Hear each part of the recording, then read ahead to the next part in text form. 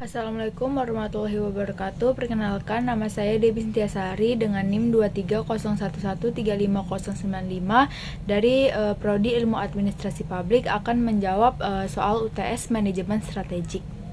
Baik, soal yang pertama yaitu mengapa pentingnya mempelajari manajemen strategik. Jelaskan.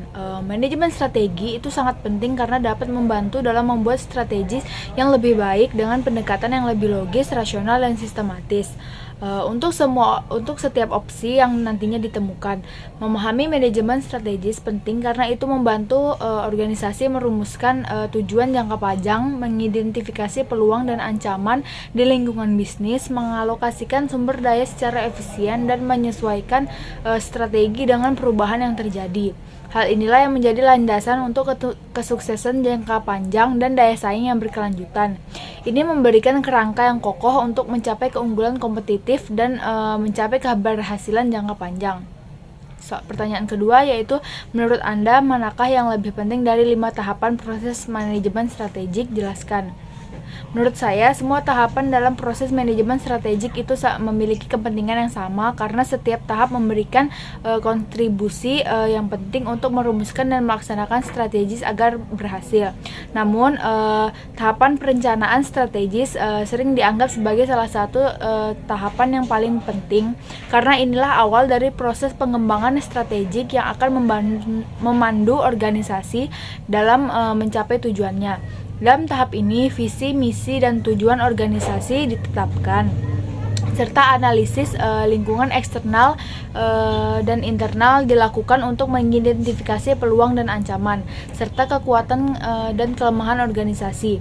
Dari sinilah strategi-strategi yang sesuai dapat dirumuskan dengan tujuan yang jangka panjang, menciptakan alternatif strategis, dan memiliki strategis yang akan digunakan. Ini merupakan dasar bagi tahapan selanjutnya dalam implementasi dan evaluasi strategis. Pertanyaan ketiga yaitu, apakah yang mesti dilakukan seorang pimpinan institusi dalam mengimplementasikan dan mengeksekusi strategis? Jelaskan. Seorang pimpinan institusi perlu melakukan beberapa langkah penting untuk mengimplementasikan dan mengeksekusi strategis dengan sukses. Yang pertama yaitu mereka memastikan bahwa strategis tersebut dipahami dengan baik oleh seluruh tim dan karyawan. Kemudian mereka perlu mengalokasikan sumber daya yang cukup untuk mendukung pelaksanaan strategis tersebut.